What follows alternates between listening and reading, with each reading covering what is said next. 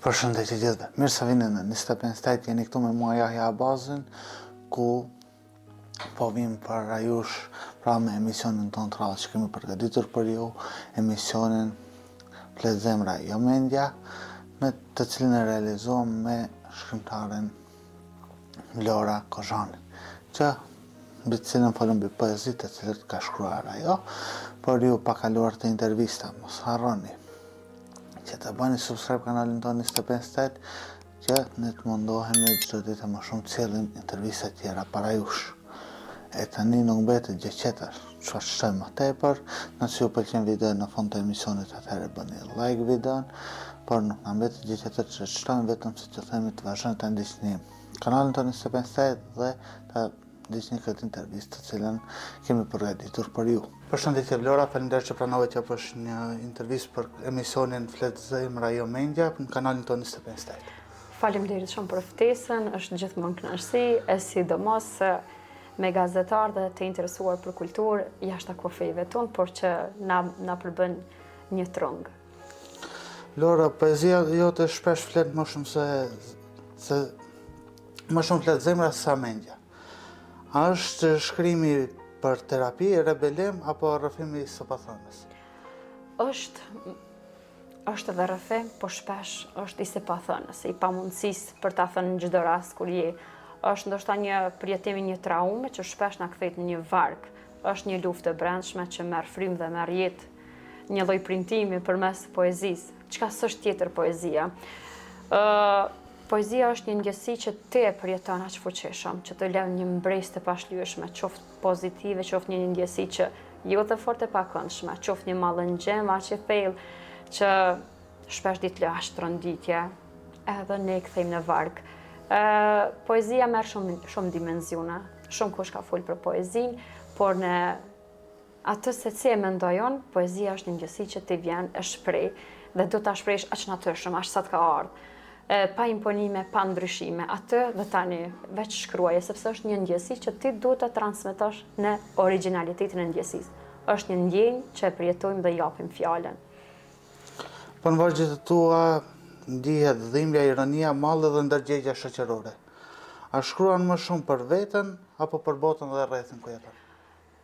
Përjetimet personale shpesh mund të përgjithësohen. Shumë autorë botëror dhe letërsisë shqipe dhimbjen e vet e gjejnë edhe të përgjithshme edhe të personalja, të shumë të gjejmë këtë. Kështu që edhe të mijat, një shumë e tyre janë përjetime personale, autentike, por e gjejmë edhe të gjithbotshme, e gjejmë edhe të njerëzit e tjerë, sepse njeri është i përbërë, është i ndërtuar prej emocionesh, ka grimca përjetimesh janë aq të ngjajshme sa që tjetër e gjen veten të poezia jote. Kështu që unë shkruaj edhe për ndodhitë e jashtme, por edhe ato individuale, janë përjetime. Po kur shkruan këto poezit, a i le të mbyllura pra ashtu si gjon ti ta japësh mesazhin apo vetet poezia hapur që nga lexuesit kuptohet në formën se si do lexuesi? Ka poezi që interpretohen ndryshe, dintet befasojnë, sepse është shumë subjektive, këtë e ka. Qoftë ana e fortë e poezisë, qoftë të themi ana e dobët e poezisë është subjektive gjithmonë dhe ka me ndiku në mënyra të ndryshme. Thelbi mbetet i pandryshueshëm. Thelbi është thelb, është ajo që ti ke përquar. Dhe autori sfidohet poetin e këto, po ato poezi që metafora din me qenë aq të thella sa që edhe interpretohet dhe kuptohet ndryshe. Por në të shumtën e kohës unë lë edhe për të menduar hapësirë, edhe jap vargje të drejtë për drejta, po dhe lë vargje që janë shumë të thella dhe duhet vërtet edhe lexuesit ta njeh kush e ka thënë, si e ka thënë, do të një njohje edhe vetë poetit. Për ata lexues që i personalizojmë dhe e njohin se si shkruajnë përmes vargut tonë. A mendon se sot poezia ka ende fuqi të trazojë ndërgjegjen apo thjesht është bërë një art që të lexohet dhe të harrohet? Prodhimtaria e lartë e poezisë ndoshta e zbej këtë pjesë, por është një fuqi që në çdo kohë, edhe përkundër teknologjisë, edhe përkundër rrethonave, në ndryshime të mëdha dhe në trazira të mëdha kemi pasur që pra fuqinë ka poezia. Kështu që po mbetet e pandryshuar, po mbetet ajo forca që pavarësisht kohëve, pavarësisht sistemeve që po më këmbën e po bien, pavarësisht asaj vlerave që mbeten pa ndryshuar. Do të thotë vlera mbetet vlerë. Edhe poezia ka më mbet një vlerë që pavarësisht epokave, e periudhave, e ndryshimeve ekonomike dhe sociale që do të kemi, do mbetet një fuqi dhe një rëndësi e vetme në vete. Është një fuqi që mendoj se nuk do ta zhvoj koha. Mund t'ja hup në rast të rëndësinë, mund t'i ngritet vlera, por gjithmonë do të jetë. Po ki numri i madh i poezive, pra, apo e humbat kualitetin e poezive të mira? Ose po mbulojnë, ndoshta ka poezi të mira, por po mbulohen nga numri shumë i madh i poezive që ndoshta nuk e kanë atë kualitet sikur Është e vërtet, po është një lloj alarmi te ata të kritikët letrar që ta ngrisin, ta formojnë një kanal të vërtetë të fuqishëm për poezinë e mirë, për poezinë e thellë, për poezinë filozofike, për poezinë që vërtet është poezi, jo lëm poezi dhe jo vargjeve që baltosur ashtu. Kështu që është shumë e nevojshme, po s'është ndërtuar, ende duhet të ndërtuat. Unë kur i kthejmë poezisë së Din Mehmetit, ende mbetem gojë hapur, aq fort më pëlqen. Kur i kthejmë poezive të autorëve, ato çfarë do kohë do t'i rezistojnë. E ne kemi, fatmirësisht kemi dhe sot poetë të rinj që shkruajnë fuqishëm, e habitesh me fjalë që i përdorin. Por ky llumi sikur vjen, është një mirë se vjen vetë të e gjetë veten. Nuk është se po i mbeton, po bulzon shumë shpejt, po shuhet shumë shpejt. Kështu që të mirët po e vazhdojnë tutje. Kjo është natyrshëm. Është një proces që vetë sado që bulzon, sado që po merr fuqi e hav, ai që shkruan vërtet që ka art të mirëfillt po shkëlqen kudo që po shkon. Kështu që nuk është edhe aq e vështirë për ta determinuar. Kemi përzgjedhur disa poezi, të cilët do të flasim mbi to. Me kënaqësi. Ti lexon. Patjetër. Në heshtjen e natës një requiem për fëmijë. Në çmitra djaj shumë ballët, fare që roditur ju të rriturit. Në gjdit mëkati zutë mbi djallëzi, hafatzi ti njeri, i shkretit e fëmijë. Ta zbresin flamurin e njerëzis në gjysmë shtize. Dëgjoni gazin lom të botës që qeshet me mjerimin. Fëmijë, zemër, dritë, mos shem mbi ne fëmijë, të humbur me betejat me vetveten, të lutem fëmijë, ruajeni kurreshtjen, ruajeni pyetjet varg për mirësinë. Vazhdo fëmijë të besosh të drejtën, beso sinqerisht edhe në dashuri. Ne të rriturit i traftuam për të qenë të përshtatshëm. Le ngrehim shtëpi pa shpirt, gotëm u ambushim vrerë, u alyim bukën me thashe theme, e ditën u avjedhim në ekranet që s'fikën dot. Për pare e emën u shitëm, haruam me dasht, me fal, me qesh. Të vërtetën e shitëm në treg për mall të vjetër, osa dhimb. Reli këto kohë çmuar. Të pakt që gërmojnë prehistorinë e dinjitetit, ju flasim për paqe me hipokrizi, në rritëm urrejtje me bukën e përditshme, e ju dhamë për darkë kam banë smire, as me vdekë se shlyem këtë faj. U adogjëm prallat fëmi, u ambëtëm andrat, u aram faqën, kur kërkuat veç me ju dasht. U ashitëm ylberin për para, u andalëm shiun për makijazh, u azhëtëm borën me njollën e padrejtësisë, u andalëm hovin e rritjes.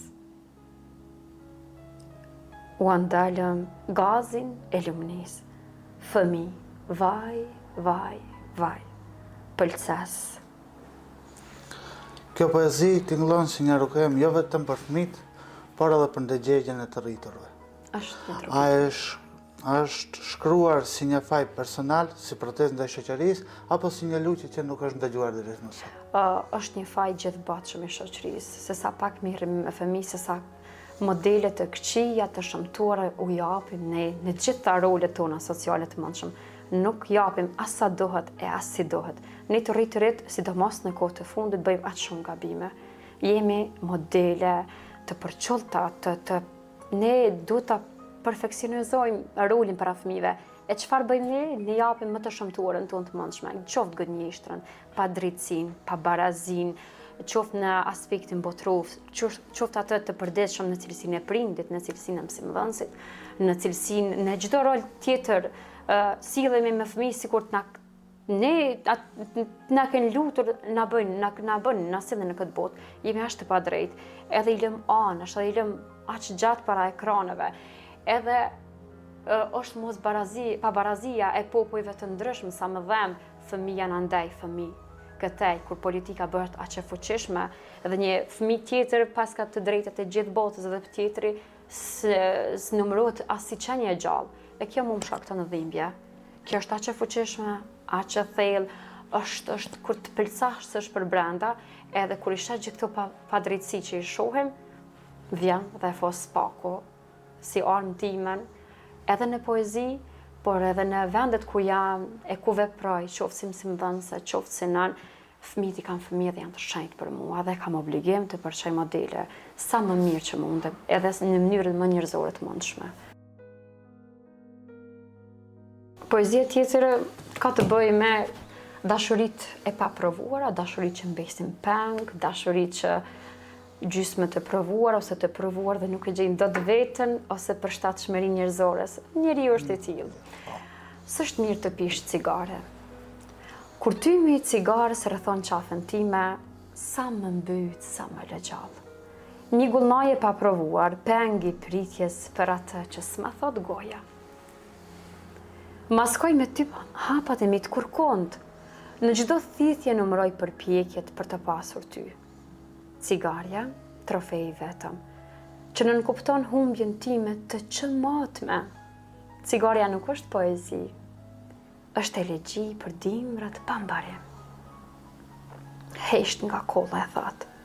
Dështak jam o mall dreq, pse më ka për azrën e fytit, pastaj më lëshon sikur s'ka ndodhur gjë, dhe më bën të shoh gacën e cigares si shpresë për ty. Po ushqej mallin me të, më zemër. Cigare, ti si e asgjë tjetër. Thjesht klith mungese, ti e shuan mallin me hi. Barbarisht pranoj dështimin. S'është mirë të pish cigare. Në këtë poezi cigareja shndrohet në simbol të mungesës dhe varësisë emocionale. Pikërisht. Apo flet kjo poezi për varësinë nga nikotina, apo për varësinë nga një dashuri që nuk realizohet? Është kuptimi ajo i pari që e the, është një simbolik e mos pasjes, e mos realizimit njeriut. Dashuria është diçka që e përbën vetë qenien tonë. Kështu që shumë njerëz provohen me këtë, me faktin e duan, rritet me ndjenjën që një ditë do ta dua, do të dashuroj, do të takoj atë që do ma doj zemra, dhe kur rritën e formësohen, shohin zhgënjimin, ndeshen me mos perfeksionin asaj se çfarë kemi krijuar në mendjet tona. E kjo poezi e thot traq atë, tymi cigarës si një ngushëllim, si një pritje në kotësitë të pabërgjëme kur i dorëzon armet. Pra tymi cigarës të dalë jashtë ajo që kemi brenda pak. Në atë kuptim edhe mund ta marrim, është një metaforë shumë thjeshtë, por mungesa në radhë të parë është një simbolik e mungesës dhe mos realizimit të njeriut në aspektin e dashurisë.